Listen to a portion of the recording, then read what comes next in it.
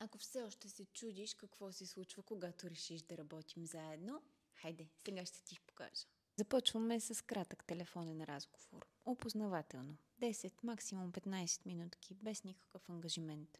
За мен е много важно, когато хората ме допускат близко до семействата си, до децата си, да се запознаем преди това, да се чуем, хората да ме усетят, за да може да си имаме доверие. След този разговор ще ти изпратя имейл с инструкции, както и въпросник, който да попълниш, с различни детайли за съня на детето, за навиците, за темперамента на детето, за да мога да добия повече представа. Ще ти изпратя и таблица за съня, която имам нужда да попълниш за последните 5 дни.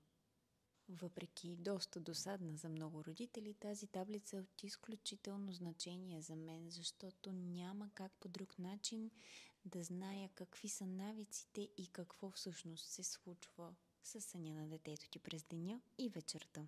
След като имам всички тези необходими детайли, ще направя анализ и план за действие, които ще ти представя на първата ни среща.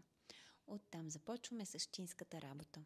Работим заедно, стъпка по стъпка, без натиск и без вина и държим връзка всеки ден. Ако искаш и ти да работим заедно и да подобрим сънят на детето ти, а защо не и на цялото семейство, пиши ми, свържи се с мен и ще се чуем.